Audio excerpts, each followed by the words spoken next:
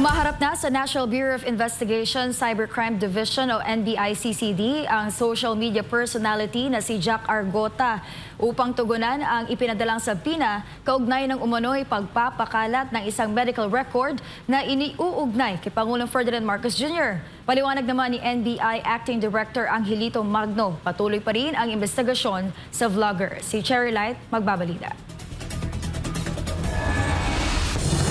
Hindi kinakabahan. Ito agad ang naging pahayag ng content creator na si Jack Argota na magtungo ito sa NBI Cybercrime Division upang tugunan ang sabina na ipinadala sa kanya ng nasabing ahensya. Ayon kay Argota, nagpaliwanag siya sa harap ng mga ahente ng NBI tungkol sa controversial na post. Anya nakita niya lamang ang nasabing medical record sa isang social media post dahil malabo umano ang dokumento at hindi mabasa, ipina-enhance niya ito sa ChatGPT. Nang luminaw na ang kopya, napansin umano niyang mali ang taon sa birth date ng Pangulo bago niya ito i-post. Gayunpaman, inamin ng vlogger na sinadya pa rin niyang ilabas ang nasabing content.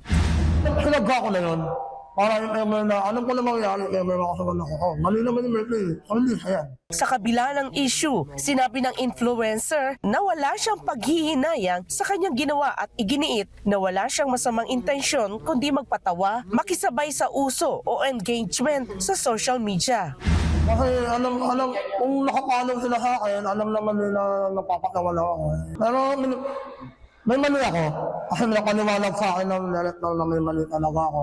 Dagdag pa ni Argota, hindi niya umano alam na peke ang medical record dahil marami na rin anyang nagbahagi nito online kaya nakisabay na lamang siya. Ito rin umano ang unang pagkakataon na nakatanggap siya ng sabina. Sa huli, aminado ang vlogger na may aral siyang natutunan mula sa insidente. Kailangan muna, 100% sigurado ka. Para hindi ka magkaganto. Kailangan gamit na muna ng utak. Alam, marunong ka rin naman, okay, makakatakas na ako rito. Nilinaw naman ni NBI Acting Director Angelito Magno na ang pagpunta ni Argota kaugnay ng sabina ay upang magpaliwanag at sa ngayon ay wala pa umanong kasong isinampa laban dito. He honored the subpoena issued to him at nagbigay naman siya ng siguro statement niya doon. Under investigation pa naman yun. Ang ano lang is, sabi ko nga, it's always welcome to give his side, no, sa lahat ng mga iniimbestigahan natin. Kasabay nito may paalala si Magno sa mga mahilig mag-share o mag-post sa social media, lalo na kung ang nilalaman ay maaring lumabag sa cybercrime law.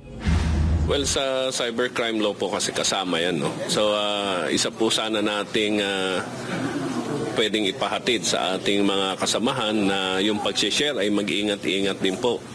Kasi baka unknowingly ay maimbestigahan yung mga sineshare nyo dahil ito po ay violation ng ating batas.